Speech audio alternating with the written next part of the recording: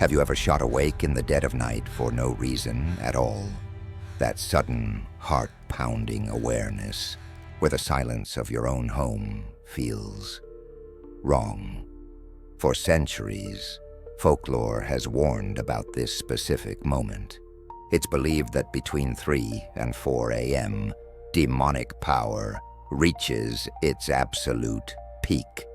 They say this hour was created for one reason: to mock the divine and allow evil to cross into our world. They call it the devil's hour. That sudden jolt from a deep sleep, the glance at the clock reading 3 a.m., and the inescapable feeling that you are not alone. It's a surprisingly common human experience.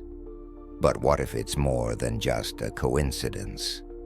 Across cultures and centuries, the time between 3 and 4 in the morning has been feared. It's known as the witching hour, or more ominously, the devil's hour. 2 names for the same terrifying idea. This isn't just a random spooky story. It's a deep-seated belief with roots in theology, folklore, and a history of fear that has followed us into the modern age. Folklore tells us this is the time when the veil between our world and the supernatural realm is at its thinnest. It's a window where spirits, demons, and other malevolent entities are thought to be at their most powerful, able to influence the living world in ways they can't at any other time. But where did this specific fear of 3 a.m. come from? To understand that, we have to look at the powerful symbolism it was designed to defy. Mara Ellison woke as if surfacing from a depth she had no memory of sinking into. Her breath tore from her lungs in a sharp, startled gasp, and for a moment she didn't know where she was. The darkness around her felt thick, almost physical, as though it had weight and temperature and intention. It pressed against her eyes, her skin, the soft space beneath her ribs. Her heart thudded unevenly, trying to catch up to a body that had already decided to panic. She lay still, listening to the silence, waiting for her mind to explain why she had woken like this. Violently, abruptly, as if someone had yanked her up from sleep by the spine. Her phone screen glowed faintly on the nightstand, a small, indifferent rectangle of cold blue light. She turned her head toward it, and the numbers stared back at her with a precision that felt mocking. 3 a.m. Exactly. Not 2:59, not 3:01, not even a second off.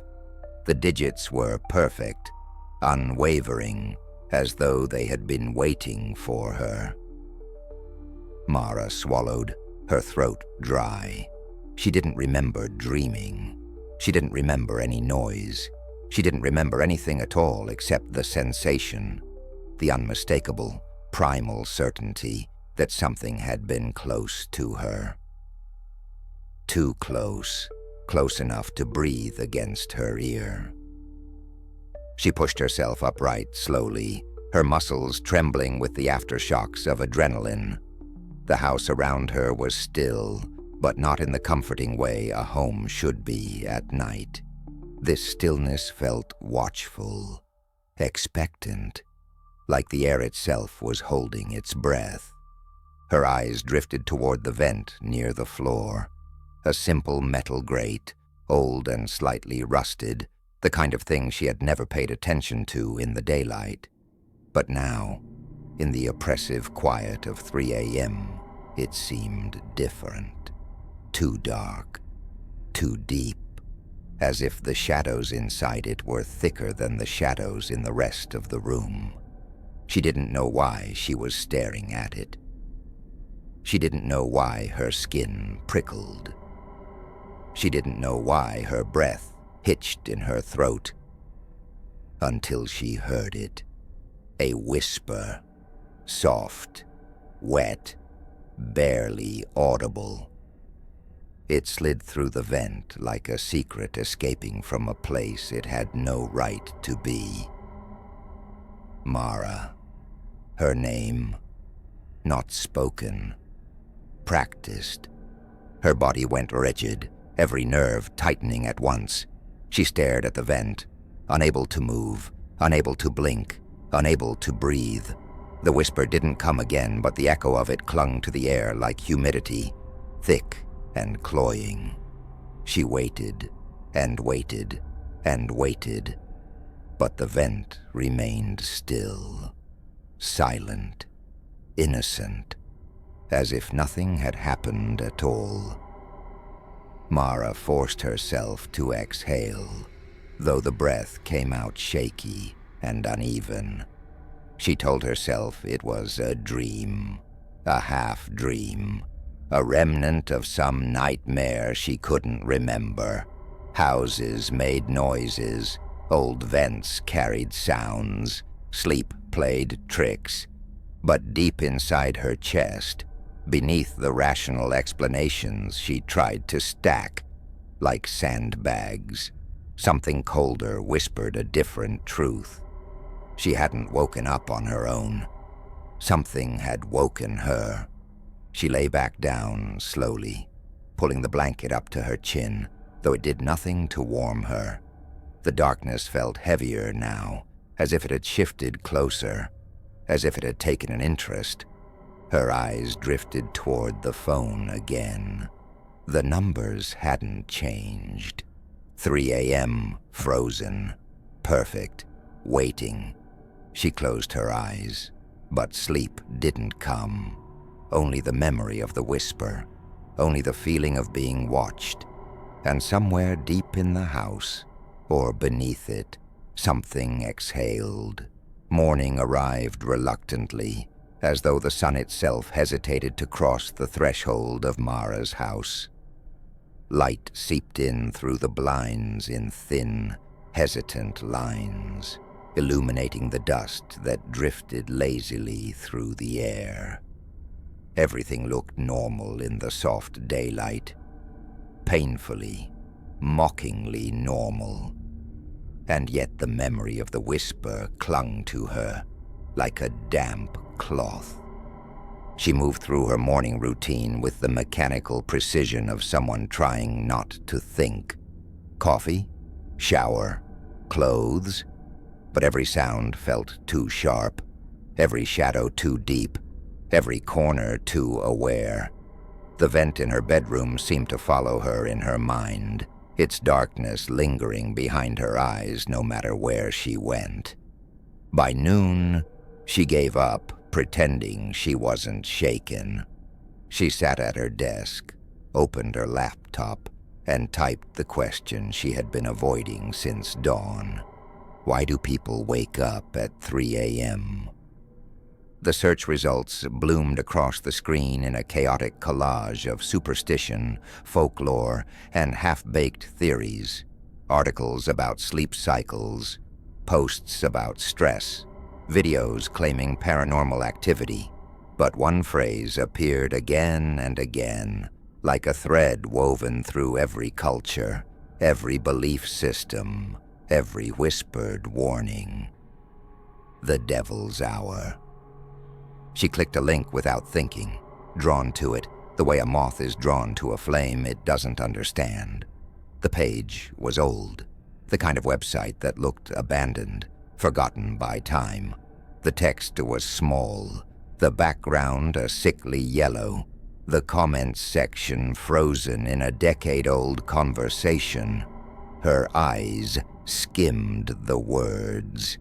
Between 3 a.m. and 4 a.m., the veil is weakest. Spirits walk, demons whisper. If you hear your name, do not answer. Mara leaned back in her chair, her pulse quickening. She told herself it was nonsense, the kind of thing people wrote when they wanted to scare themselves. But the words clung to her, sticky and persistent. She scrolled further. A user with a long-deleted account had written a single line. It wakes those it wants. Her breath caught. She didn't know why that sentence hit her so hard, but it did. It felt like a finger pressing against the back of her neck. Her phone buzzed beside her. She jumped, knocking over her coffee. The mug clattered to the floor, liquid spreading across the wood in a dark, creeping stain. Her heart hammered as she reached for the phone. A new voicemail. No caller ID. Her thumb hovered over the play button. She didn't want to listen. She needed to listen. The message began with static. Soft, distant, like wind moving through a long, narrow tunnel. Then the static shifted, curled inward, shaped itself into something almost human. A voice. Her voice. But wrong. Too soft. Too close. Too familiar in a way that made her stomach twist. Mara, don't look in the mirrors tonight. The message ended abruptly, leaving a silence that felt heavier than the words themselves. She stared at the phone, her breath shallow. She hadn't said those words. She hadn't recorded anything. She hadn't spoken to anyone all morning, and yet the voice was hers, her tone, her cadence, her breath. But there was something beneath it, a faint echo, a second voice layered under the first, like someone whispering along with her, guiding her mouth, shaping her words. She dropped the phone onto the desk, her hands trembling. The room felt smaller now, the walls leaning in, the air thickening. She looked toward the hallway mirror, the one she passed every morning without a second thought. For the first time in her life, she felt afraid of her own reflection. The house creaked softly, as if shifting its weight, as if listening. Mara closed the laptop with a shaky hand. She didn't want answers anymore. She wanted silence. She wanted distance. She wanted the world to make sense again. But deep inside her, beneath the fear and the denial and the fragile rationality she clung to, something darker whispered a truth she didn't want to face. The whisper last night hadn't been a dream, and the voice on the voicemail wasn't a glitch. Something had found her, something that knew her name, something that wanted her awake, and it was only 3 p.m. Night was coming, and with it, the hour that belonged to something else. Night returned with the quiet confidence of something that knew it would not be resisted. The sun slipped away behind the trees, and the house seemed to exhale as darkness settled into its corners, its beams, its bones.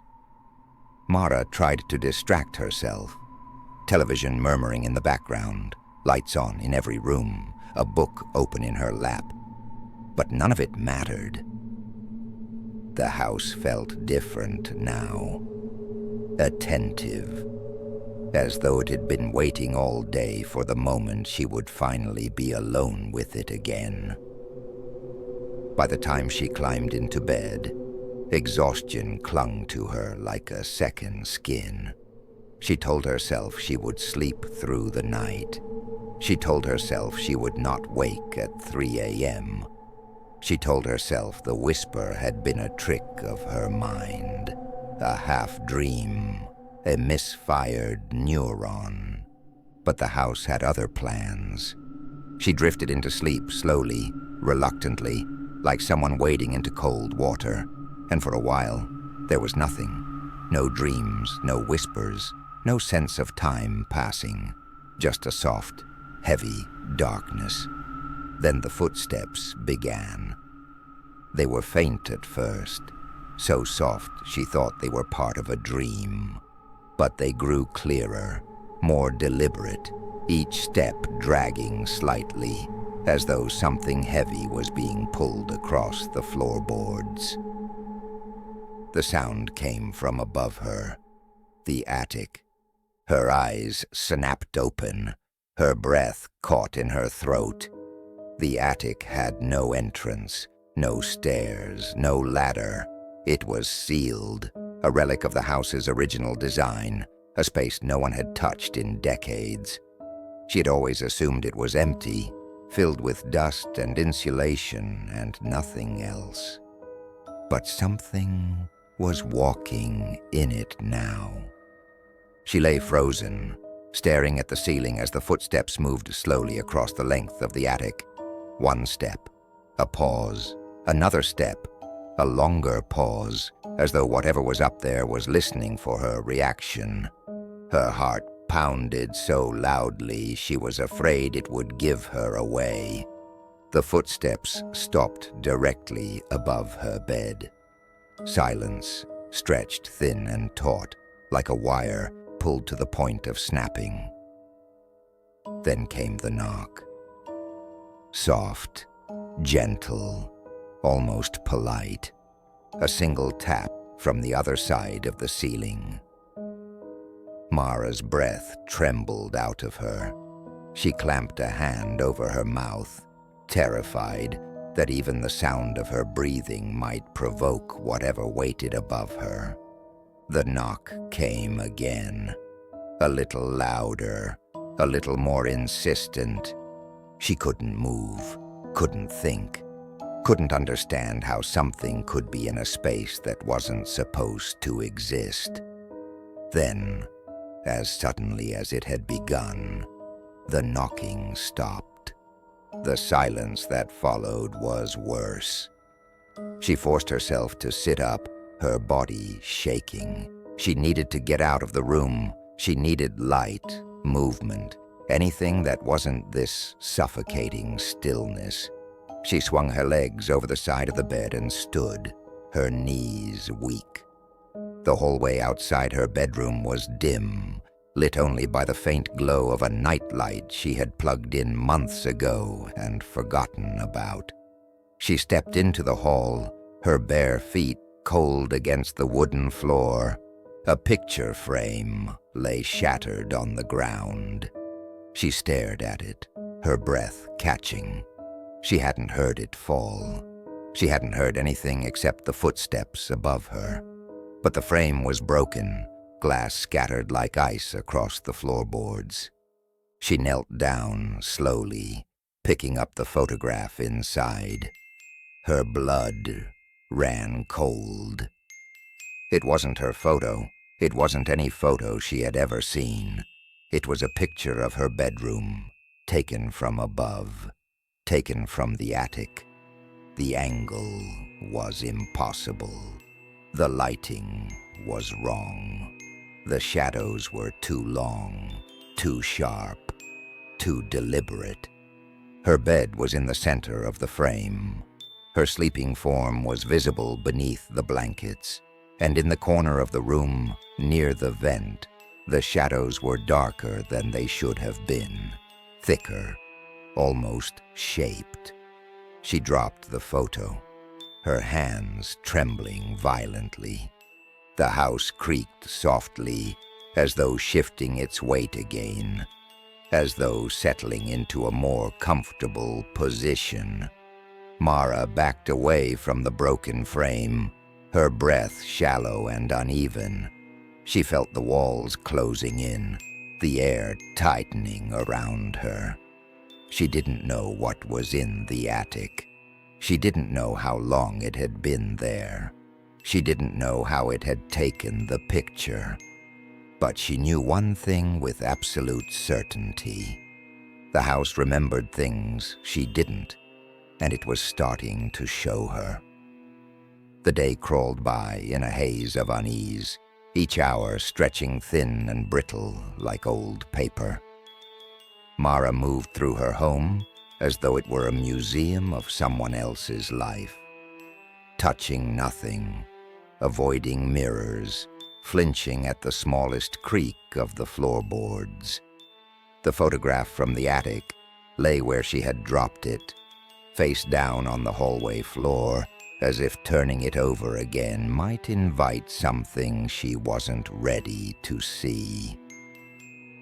By evening, the house felt colder. Not physically.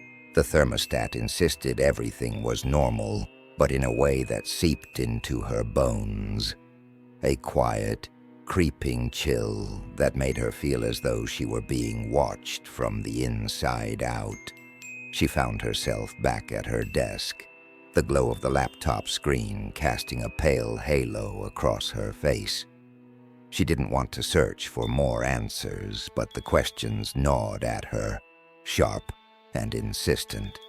She typed without thinking, her fingers moving as though guided by something deeper than curiosity. Devil's Hour folklore rules. The search results were stranger this time. Older, more obscure. Websites that looked abandoned. Forums with usernames long deleted. Pages written in languages she didn't recognize. She clicked through them one by one, her pulse quickening with each new fragment of information. Then she found it. A thread buried so deep, it felt like stumbling into a forgotten room in a house she thought she knew. The page was nearly empty. A single post, a single reply, both written over a decade ago. The text was small, the font uneven, as though typed by someone whose hands were shaking. She leaned closer. There are rules for the hour that doesn't belong to us. Her breath caught. 3 rules, always 3. Her eyes moved down the page, each line sinking into her like a cold blade. 1. Never speak during the devil's hour. 2. Never look into a mirror at 3 a.m. 3. Never answer when it calls your name. Mara felt her stomach twist. She had broken all 3 without even knowing they existed. She had spoken, she had looked, she had listened, and it had answered. She closed the laptop, her hands trembling. The room felt smaller now, the air thicker, as though the house itself had leaned in to read over her shoulder. She stood slowly, her legs unsteady, and walked toward the bathroom without knowing why. The door was slightly ajar. She didn't remember leaving it that way. A faint glow seeped from beneath the door, the soft, flickering light of the bathroom bulb. She reached out and pushed the door open with the tips of her fingers, her breath shallow. The mirror was fogged, not from her shower, not from steam, from the inside.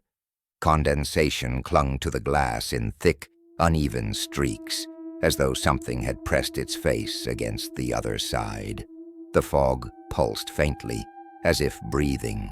She stepped closer, unable to stop herself. The air in the bathroom felt colder, heavier, as though it had been waiting for her. She stared at the mirror, her reflection a vague, shifting silhouette behind the veil of condensation. Then something moved behind the fog. A shape, tall, thin, wrong. It slid across the glass with a slow, deliberate motion, leaving a faint trail in the condensation.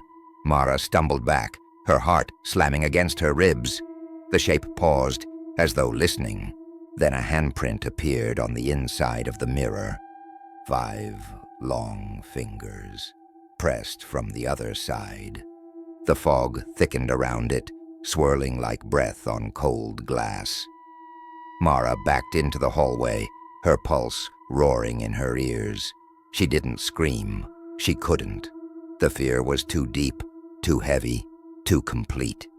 The handprint slowly dragged downward, leaving a streak in the condensation. as though whatever was behind the mirror was trying to step through. She turned and fled, her footsteps echoing through the house.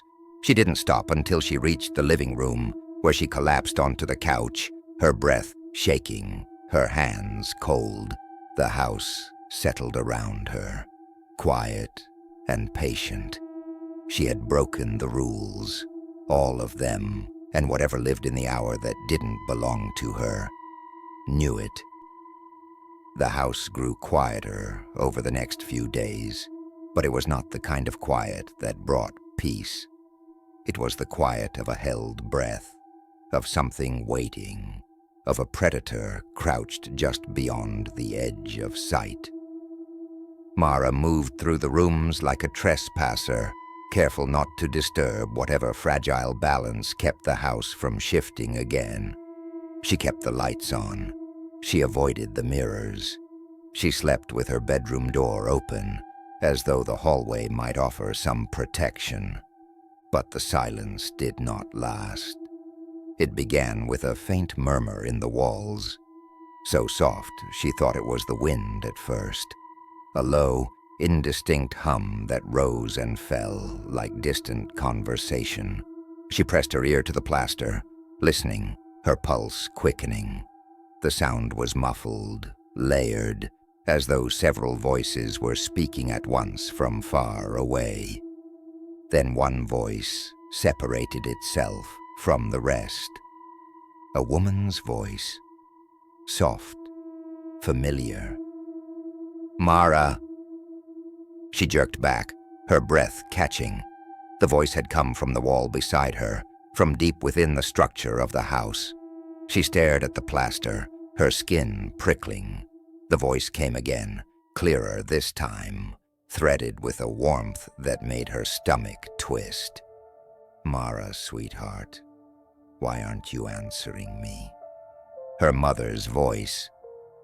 But her mother lived 3 states away, and her mother never called her sweetheart. Mara backed away slowly, her heart a-pounding. She knew it wasn't real. She knew it couldn't be real, but the voice was perfect. The tone, the cadence, the gentle lilt at the end of each sentence. It was her mother, and it wasn't. The wall hummed again, and another voice emerged. A man's voice, low, tired, familiar in a way that made her chest tighten. "Mara, we need to talk." Her ex, the one she hadn't spoken to in over a year, the one whose voice she had tried so hard to forget. She pressed her hands over her ears, but the voices seeped through her fingers, through her skin, through the air itself. They overlapped, tangled, whispered over one another in a chorus of memories she had buried. "Mara, please. Why did you leave? You promised. Come back. Come home. Come closer." She stumbled backward, her breath shaking. The voices grew louder, more insistent, as though the walls themselves were swelling with them. She fled down the hallway, but the voices followed, slipping through the plaster, traveling through the beams, echoing through the vents. Then a new voice joined them, a child's voice, soft, fragile, echoing with a sadness that cut deeper than fear. "Why did you leave me in the dark, Mara?" She froze. The hallway tilted beneath her feet, her vision blurred. She pressed her back against the wall, sliding down until she was sitting on the floor, her knees pulled to her chest. The child's voice drifted through the house like a cold breeze, brushing against her skin. "You said you wouldn't go." Her throat tightened. She didn't know this voice. She didn't recognize it. But something inside her, something deep and old and wounded, reacted as though she did. The walls pulsed softly, as though breathing. "Mara." The child whispered, "It's so dark in here." She squeezed her eyes shut, tears slipping down her cheeks. She didn't know what the house wanted. She didn't know why it was using her memories, her fears, her guilt. She didn't know how it knew the things she had never spoken aloud. But she knew one thing: the voices weren't coming from the past. They weren't coming from her mind. They weren't coming from anything human. They were coming from the walls, from the spaces between them, from something that had been listening to her for a very long time. And now, it wanted her to listen back. Time began to unravel in Mara's house long before she realized it. It started subtly, like a thread loosening from a sweater. A second that lingered too long, a minute that felt strangely hollow, a moment that stretched just a little wider than it should have. She blamed exhaustion at first, stress, the kind of frayed nerves that made hours feel slippery and unreliable. But the truth revealed itself slowly, with the patience of something ancient. On the fourth night, she woke again at 3 a.m., not violently this time, not gasping, just awake, as though her eyes had opened on their own, without her permission. The darkness felt different, thicker, more deliberate. She reached for her phone, expecting to see the familiar glow of the screen, the numbers that had become a quiet threat. But when she tapped it, the light flickered strangely, as though struggling to exist. The digits appeared slowly, one by one, like they were being written by an unseen hand. 3 a.m., exactly. Again. She sat up, her breath shallow. The house was silent, but not empty. The silence felt alive, humming faintly beneath the surface like a current running through the walls. She swung her legs over the side of the bed and stood, her feet cold against the wooden floor. The hallway outside her room was darker than usual. The nightlight she had left plugged in glowed weakly, its light dimmed to a sickly, fading pulse. She walked toward it, and with each step, the air grew heavier, as though she were wading through something thick and invisible. When she reached the living room, she froze. The world outside her window had stopped. A car sat in the middle of the street, headlights frozen in mid-glow. A tree branch hung suspended in the air, caught in the middle of a sway that would never finish. Even the dust motes drifting through the beam of the street lamp were motionless, suspended like tiny stars in a dead sky. Time had halted, not slowed, not faltered, stopped. She pressed her hand to the window, her breath fogging the glass. The world beyond felt distant, unreachable, as though she were looking into a photograph instead of a street she had walked 1,000 times. Behind her, the house creaked softly. She turned slowly, her pulse quickening. The shadows in the living room shifted, stretching across the floor like spilled ink. They moved with a purpose, sliding toward her in long, deliberate lines. But nothing cast them. There was no figure, no object, no source. Just the shadows themselves, alive and hungry. She backed away, her breath trembling. The shadows paused as though sensing her fear, then began to crawl up the walls, twisting into shapes that made her stomach twist. They formed angles that shouldn't exist, curves that defied logic, patterns that felt like they were trying to speak. She closed her eyes, but the darkness behind her eyelids was worse. It pulsed with the same unnatural rhythm as the shadows, as though something was pressing against the inside of her skull, trying to seep into her thoughts. When she opened her eyes again, the shadows had retreated. But the room was wrong. The clock on the wall read 3 a.m., her phone read 3 a.m., the oven clock read 3 a.m., every device, every display, every measure of time. Frozen, she walked through the house, her footsteps echoing strangely, as though the sound had nowhere to go. The air felt thick, heavy, unmoving. She reached the kitchen and turned on the faucet, desperate for some sign of normalcy. The water didn't fall. It hung in the air, suspended in a perfect arc, droplets frozen like glass beads. Her breath caught. Her hands shook. She reached out and touched one of the droplets. It was cold, solid, unmoving. She stumbled back, her heart pounding. The house seemed to tilt around her, the walls bending subtly, the floor shifting beneath her feet. She felt dizzy, disoriented, as though she were standing on the edge of a world that no longer obeyed the rules she had always taken for granted. Then she heard it, a soft, distant whisper. Not from the walls this time, not from the vents, from everywhere. "Mara." The voice was patient, gentle, almost tender, as though it were comforting her, as though it were welcoming her.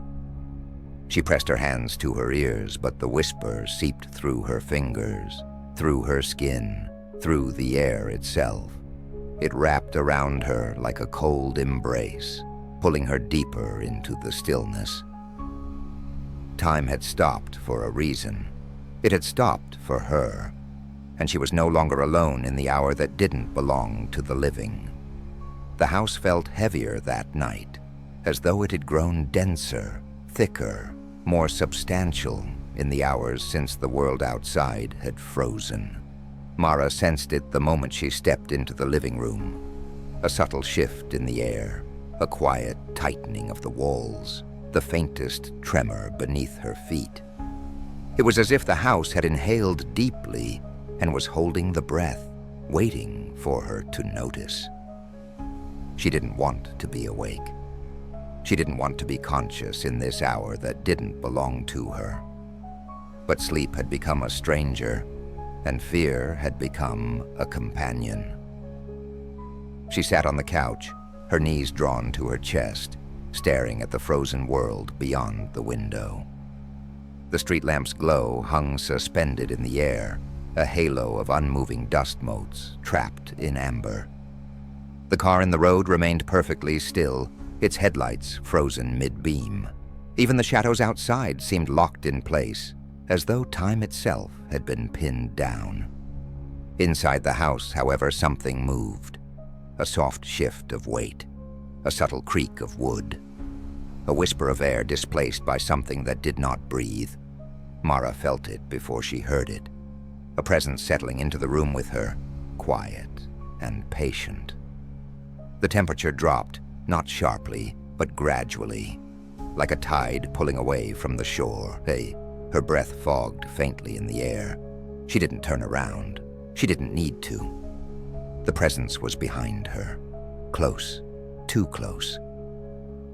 A voice rose from the darkness, distant and wet, as though spoken from the bottom of a deep well. "You are awake." The words slid through the room like oil, coating the air, seeping into the spaces between her thoughts. Mara's fingers dug into the fabric of the couch. She kept her eyes fixed on the window, on the frozen world outside, on anything that wasn't the thing speaking behind her. "You wake when others sleep," the voice continued, patient and deliberate. "You drift between the hours. You slip through the cracks." Her throat tightened. She wanted to speak, to demand answers, to scream. But the rules she had read echoed in her mind. Never speak during the devil's hour. The voice moved closer, though she heard no footsteps. It simply arrived, as though the darkness itself had shifted. "You are closest to the place between worlds," it murmured. "Closer than most, closer than you know." Her breath trembled. She felt the presence lean in, felt the cold of it brush against the back of her neck like a shadow with weight.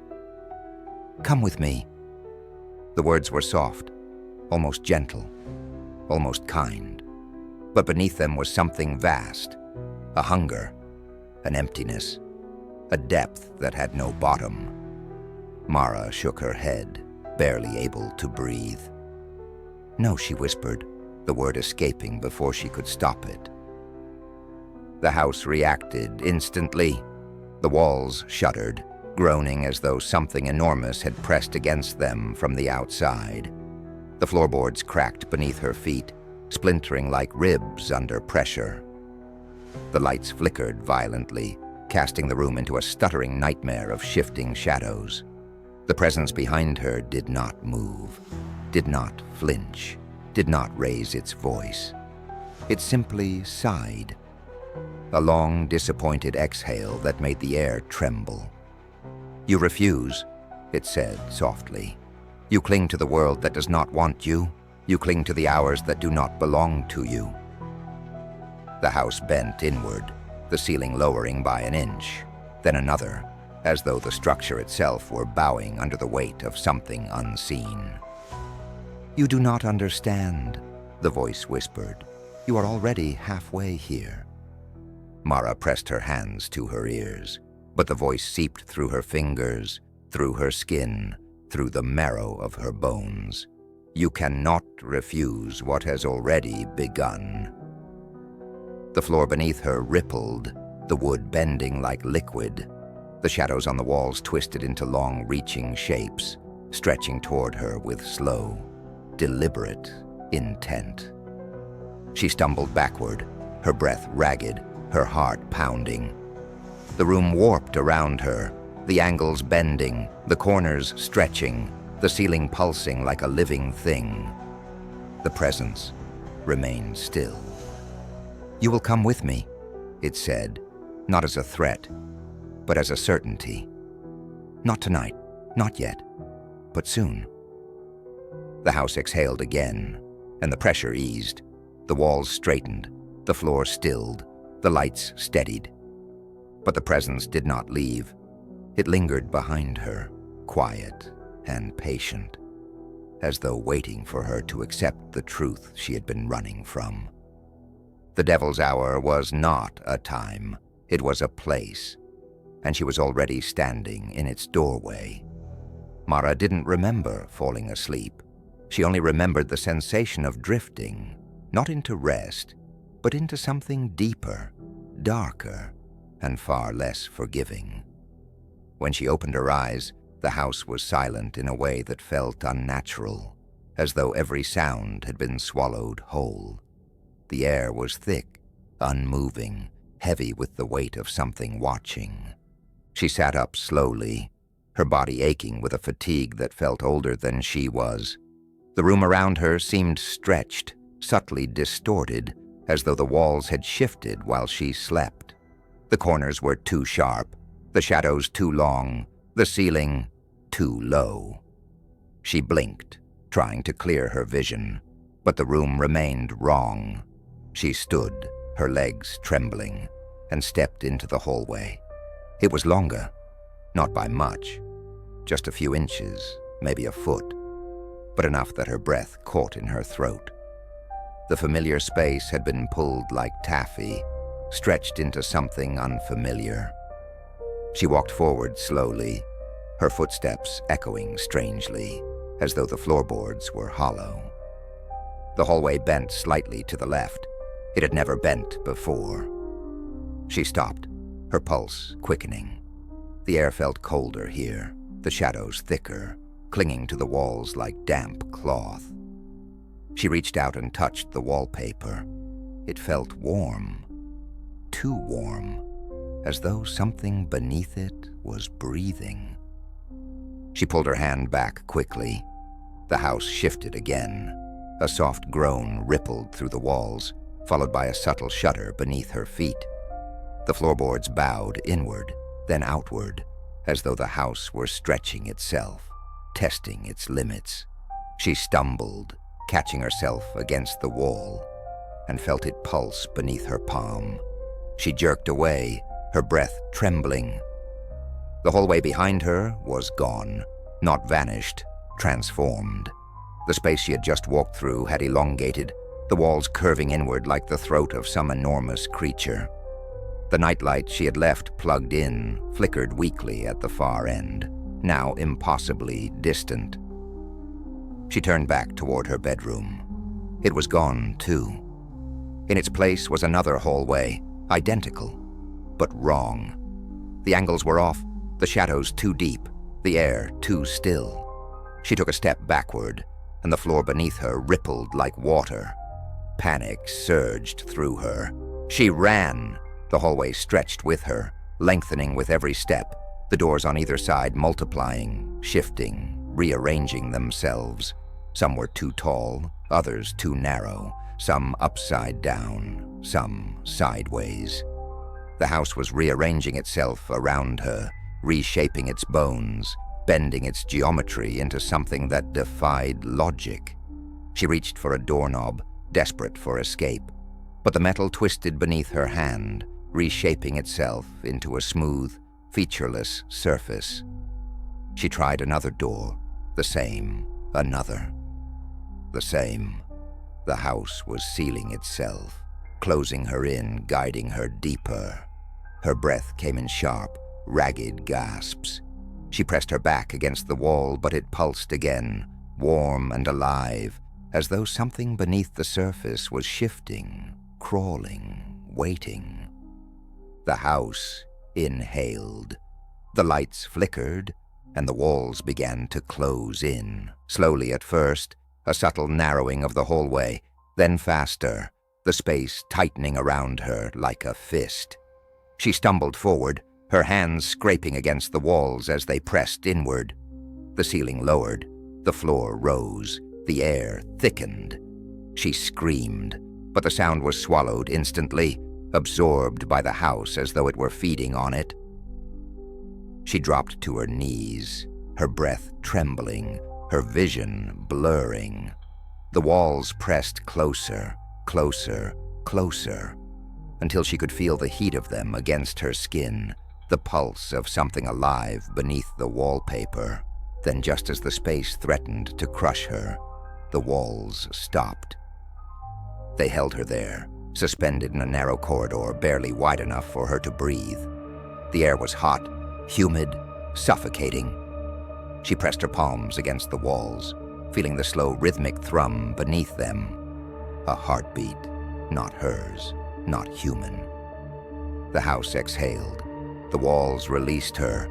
She collapsed onto the floor, gasping, her body shaking.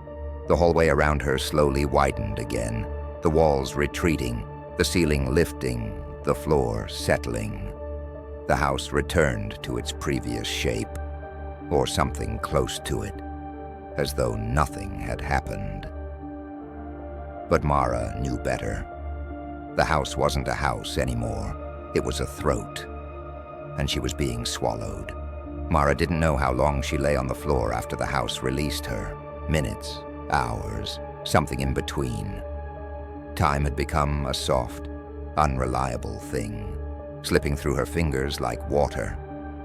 When she finally pushed herself upright, her limbs felt heavy, as though gravity had thickened around her. The air tasted stale, metallic, as if she had been breathing the same breath over and over again. She stood slowly, her legs trembling beneath her, and looked around. The house was still, too still. The walls no longer pulsed, the floor no longer rippled, the shadows no longer crawled. Everything was frozen in a perfect, suffocating calm. She walked toward the living room, each step echoing faintly, as though the house had grown cavernous. The world outside the window remained suspended. The car in the street, the tree branch mid-sway, the dust motes hanging in the air like tiny, unmoving stars. But something was different. The light had changed. It wasn't night anymore. It wasn't morning. It wasn't anything she recognized. The sky outside was a deep, bruised violet, a color that didn't belong to any hour she had ever seen. It pulsed faintly, like the slow beat of a dying heart.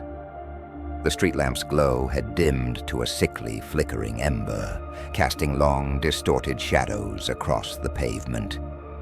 She checked the clock on the wall. 3 o'clock a.m., her phone. 3 o'clock a.m., the oven. 3 o'clock a.m., every device, every display, every measure of time. Still frozen, still perfect, still waiting.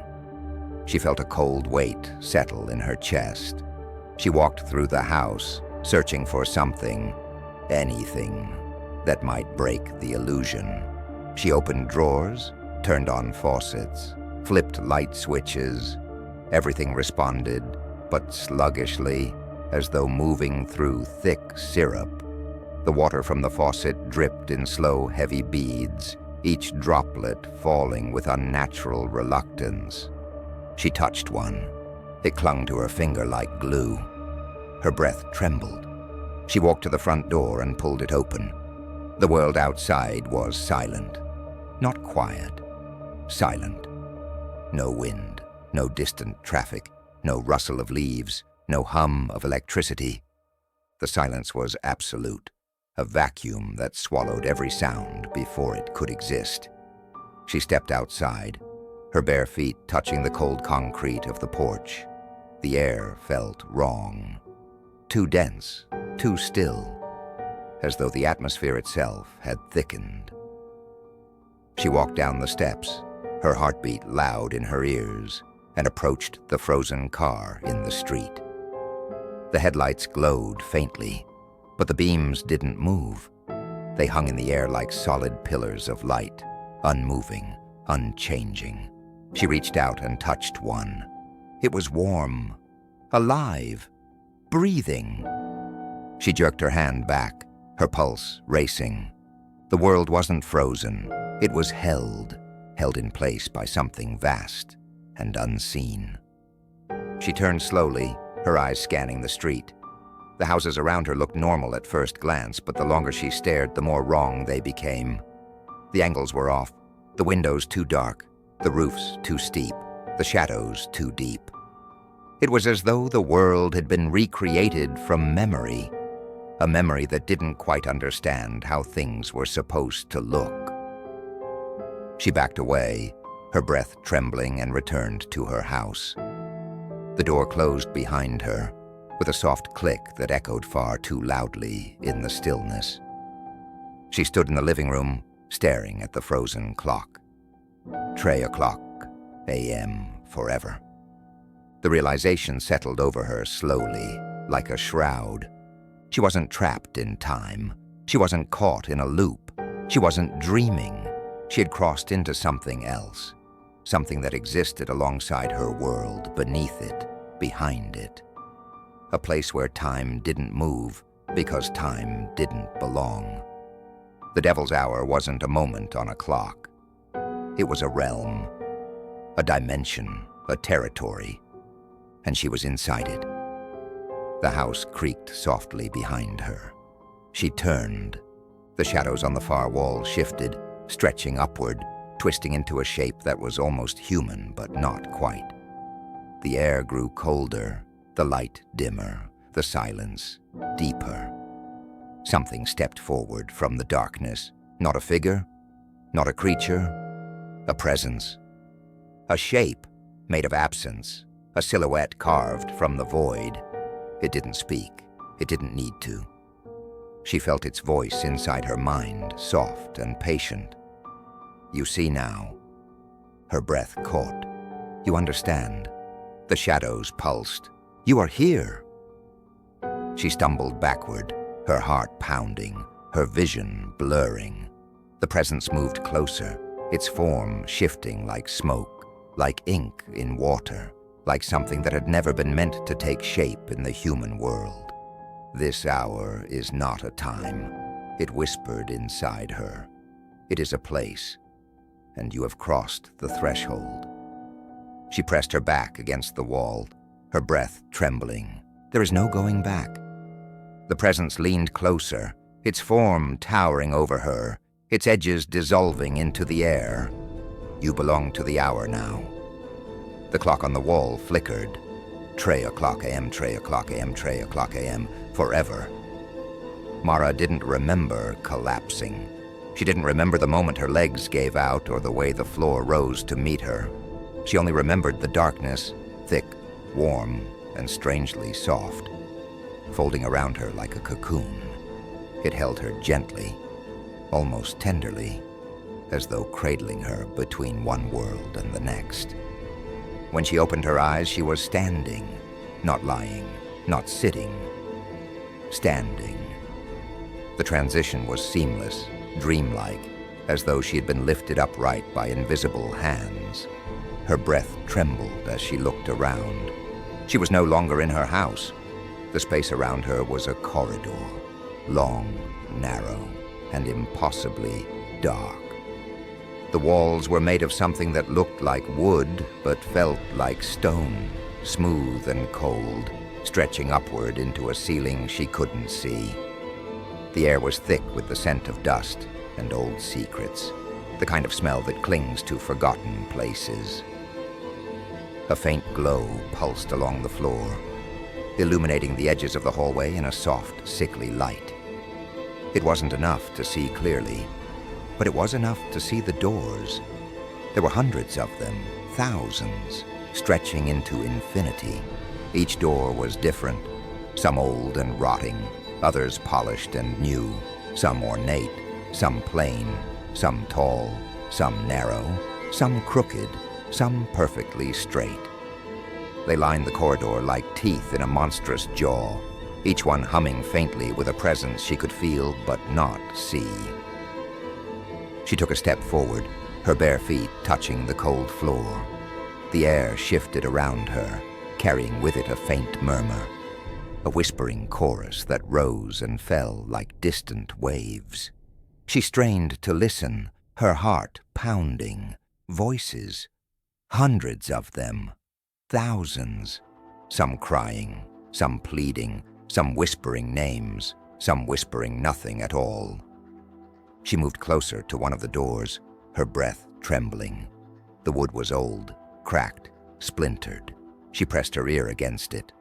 A woman sobbed softly on the other side, a soft, broken sound, a sound of someone who had been crying for a very long time.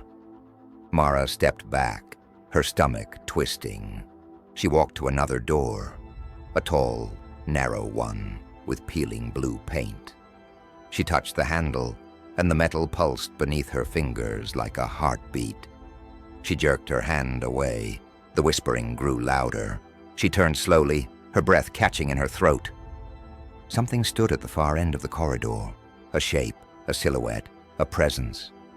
It was tall, impossibly tall, its head brushing the unseen ceiling.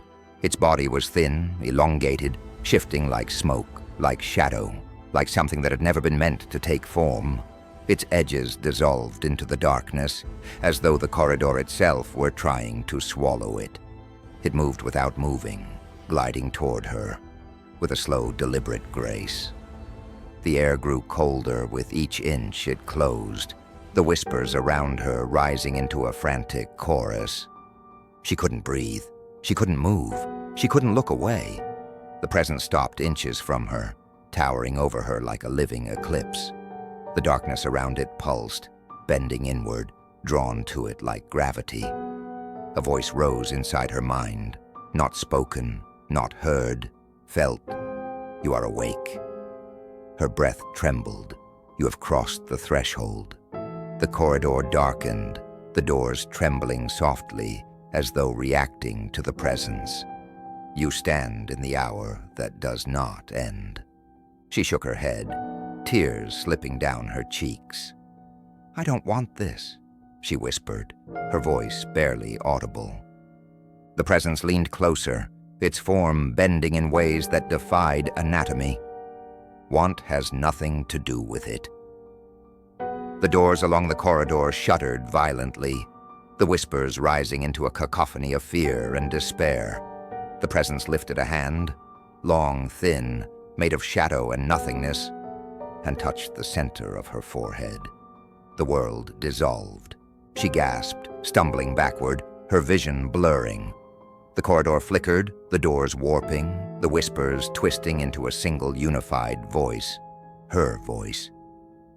She opened her mouth to scream. but no sound came out. Only a whisper, soft, wet, patient. A whisper that echoed through the corridor, slipping beneath the doors, seeping into the cracks, joining the chorus of trapped voices. A whisper that did not belong to her anymore. The presence stepped back, its form dissolving into the darkness. "You are awake," it whispered inside her, "and that means you are mine." The corridor stretched into infinity. The doors trembled, the whispers rose, and Mara's voice, no longer her own, drifted through the endless hallway, searching for the next soul to wake at exactly 3 a.m. The devil's hour had claimed her, and now she would claim others forever. Hey, if you liked this video and want more content, please do like, comment, and subscribe. Also, if you want to share some of your personal scary stories, email us using the email in the description. Haunt you later.